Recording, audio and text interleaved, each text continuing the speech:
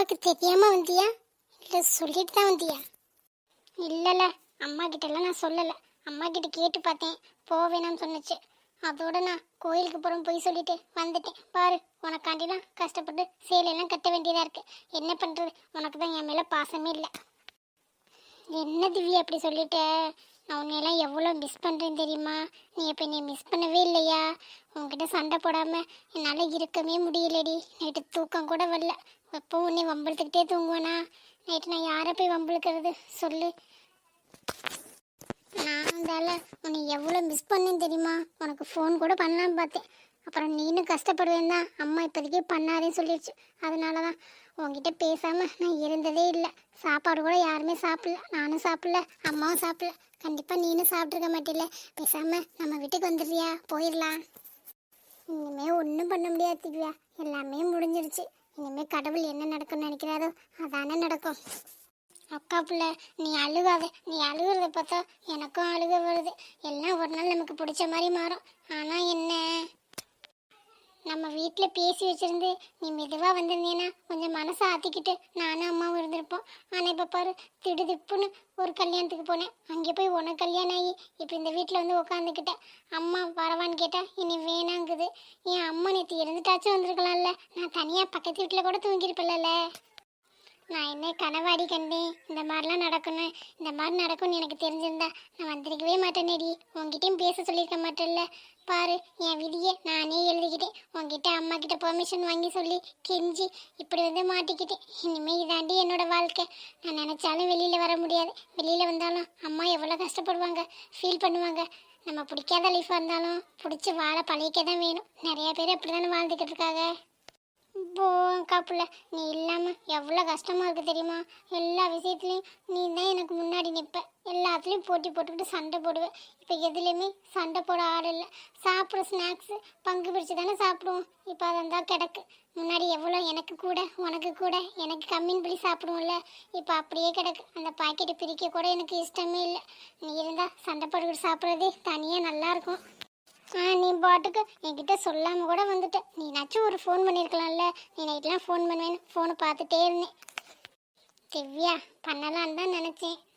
எனக்கு மைண்டை வேறு டென்ஷன்லேயே இருந்தேனா, அதனால தான் பண்ணலை. சாரிடி. இனிமே இப்படிலாம் இருக்காதீங்க. 2 பேரும் நல்லா சாப்பிடுங்க. நீ அம்மாவை நல்லா பார்த்துக்க. நீ தான் நல்லா பார்த்துக்கணும். அம்மாவை நல்லா வேலைக்கு போய் சம்பாரித்து நல்லா பார்த்துக்கிட்டு அதுக்கப்புறம் தான் கல்யாணம் பண்ணணும். அப்போ நீ ஏதேதோ கனவு கண்டு வச்சுருந்தேன், எல்லாமே போச்சு.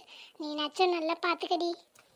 கண்டிப்பா அக்கா, நான் அம்மாவை பார்க்காம விட்டுருவேனா?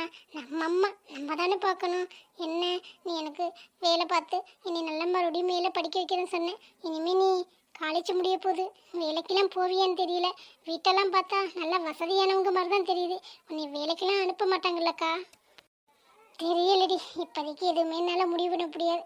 அந்த ஒரு நாள்ல எல்லாரை பற்றியும் ஓரளவுக்கு தெரிஞ்சுக்கிட்டேன். என்ன, இந்த வீட்டில் அத்தை அவங்க தான் நல்ல கேரக்டர். அவங்களுக்காக வேணா இந்த வீட்டில் இருக்கலாம், மற்ற யாருக்காகவும் என்னால் இருக்க முடியாதுடி.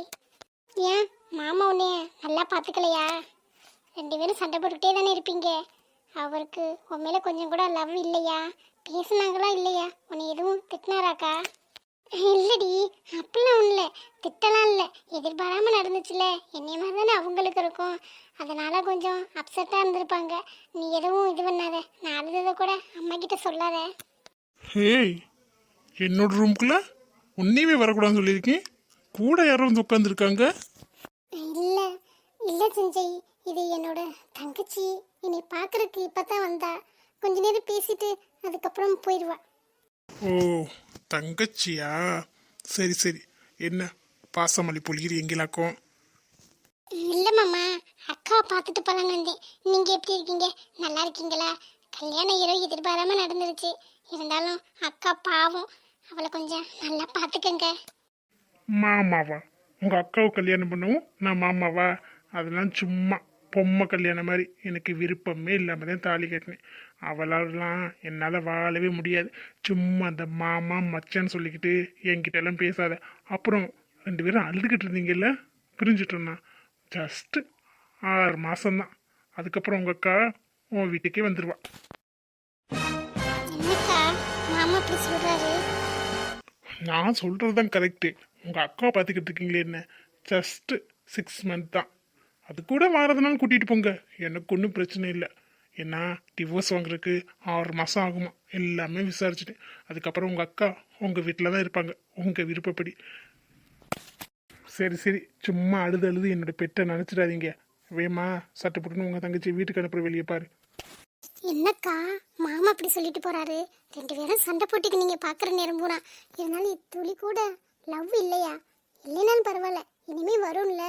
இவர் என்னடானா தாலி கட்டி ஒரு நாள் கூட முழுசா ஆகல, அதுக்குள்ள டிவோர்ஸ் பத்தி சொல்றாரு. உங்ககிட்ட பேசிட்டாரா? ஆமா திவ்யா, என்கிட்ட வந்த உடனே சொல்லிட்டாரு. நான் என்ன பண்ண முடியும்? எல்லாத்துக்கும் தலையாட்ட வேண்டியதான். நடந்தது நடந்துருச்சு, இனிமே என்ன எது நடந்தாலும் சரிதான். ஆனா திவ்யா, இந்த விஷயத்த மட்டும் அம்மா கிட்ட சொல்லக்கூடாது, அதானே? கண்டிப்பா சொல்ல மாட்டேன். 6 மாசம் இருக்குல்லக்கா, அதுக்குள்ள என்ன வேணாலும் நடக்கலாம். நடந்தா சந்தோஷம் தாண்டி, நடக்கலைனா அப்போதைக்கு சொல்லிக்கலாம் அம்மாட்ட. எப்படி இருந்தாலும் அம்மாவுக்கு ஒரு நாள் தெரியத்தானே போகுது, இப்பவே தெரிய வேணாம். மனசு ரொம்ப கஷ்டப்படுவாங்க. 6 மாசம் சந்தோஷமா இருக்கட்டும், அதுக்கப்புறம் சொல்லிக்கலாம். சரி திவ்யா, ஏதாச்சும் சாப்பிட்றியா? இல்லைக்கா, நீ எப்போ இந்த வீட்டில் நல்லா சந்தோஷமா இருக்குன்னு சொல்றியோ அப்போ வந்து சாப்பிட்றக்கா. அது வரைக்கும் எனக்கு சாப்பாடுலாம் வேணாம். மனசு பாறாங்கல்ல இருக்க மாதிரி இருக்குக்கா. நான் வரேன். திவ்யா, ஓட வந்து அக்கா பார்த்துட்டு போறியாடி? கண்டிப்பாக்கா, உனக்காக வருவேன். உனக்கு இருக்க ஆறுதல் நான் தானே. சரிடி, அம்மா கிட்ட மட்டும் சொல்லிடாத. சரிக்கா, அதெல்லாம் நான் சொல்ல மாட்டேன். நீ நல்லா சாப்பிட்டுரு, எதையும் நினச்சிக்கிட்டே இருக்காத. எதிர்பாராமல் கல்யாணம் நடந்துருச்சு, அதே மாதிரி எதிர்பாராமல் எல்லாமே தானாக நடக்கும். மாமா கண்டிப்பாக உன் மேலே பாசம் வச்சு உன்னை ஏற்றுப்பாங்க. 6 மாதம் இருக்குல்ல, என்ன வேணாலும் நடக்கும். நீ போட்டு மனசு போட்டு எதையும் குழப்பிக்காத.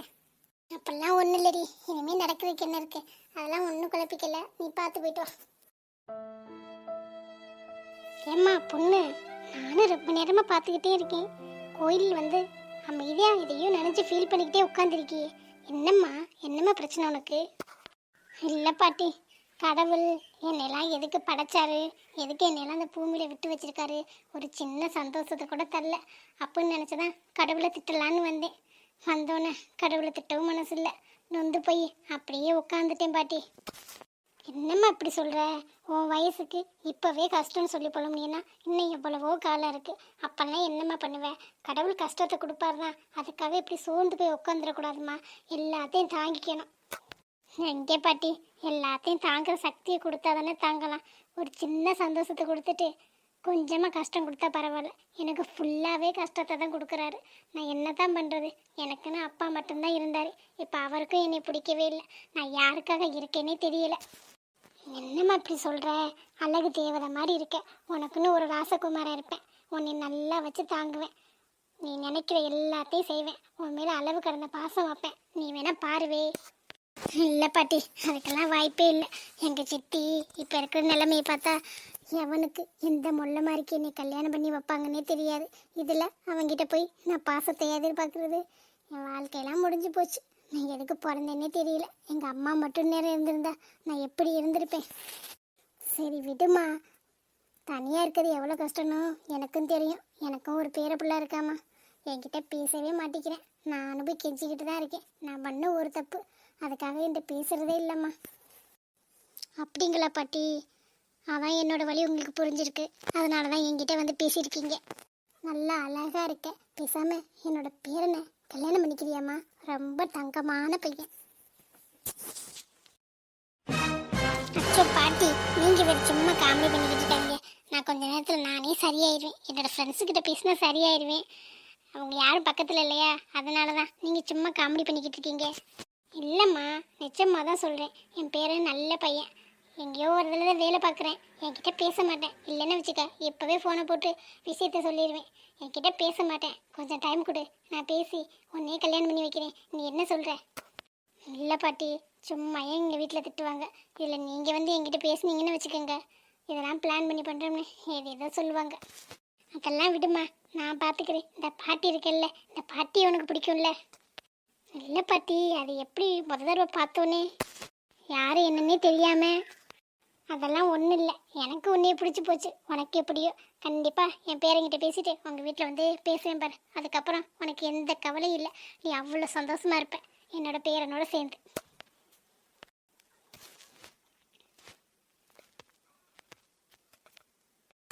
சரிங்க பாட்டி, பார்க்கலாம் யாருக்கு என்ன எழுதியிருக்குன்னு. நான் வரேன்.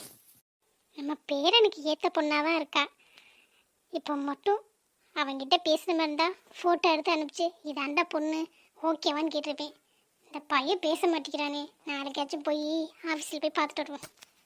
ஸோ இந்த விக்ரம் என்றைக்கும் ஆளை காணோம். எங்கேயும் போனானோ, ஒருவேளை நம்ம திட்டினதில்ல உண்மையாகவே ரோசம் வந்து போயிட்டானா? அப்படிலாம் போக மாட்டானே. அவன் வரும்போதெல்லாம் ஒன்றும் தெரியல, வராமல் இருக்கும் ஒரு மாதிரியா இருக்கு. என்னடி கையல் இப்படி ஆயிட்டு நீ?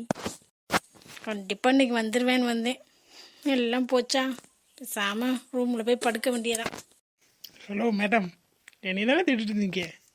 இல்லையே, நான் ஒன்றும் உங்களை தெரியலையே. நான் எதுக்கு உங்களை தேட போகிறேன்? ஐய் நடிக்காதடி. 2 3 நாளாக என்னதையும் காணாமல் தேடி உன் கண்ணு ஏங்கி போய் கிடக்கு. இப்போ கூட பார்த்தேன், இப்படியே தேடிக்கிட்டே இருந்தேன். நான் வரவும் இல்லைன்னு சொல்கிறியா? எப்படி நடிக்கிற பாரு. ஹலோ, நான் எதுக்கு உங்களை தேட போகிறேன்? நான் என்னோடய ஃப்ரெண்டை தேடிக்கிட்டு இருக்கேன், உங்களை ஒன்றும் தெரியல. 2 3 நாளாக நீங்கள் பின்னாடி வரலையா? அது கூட தெரியல பாருங்களேன் எனக்கு.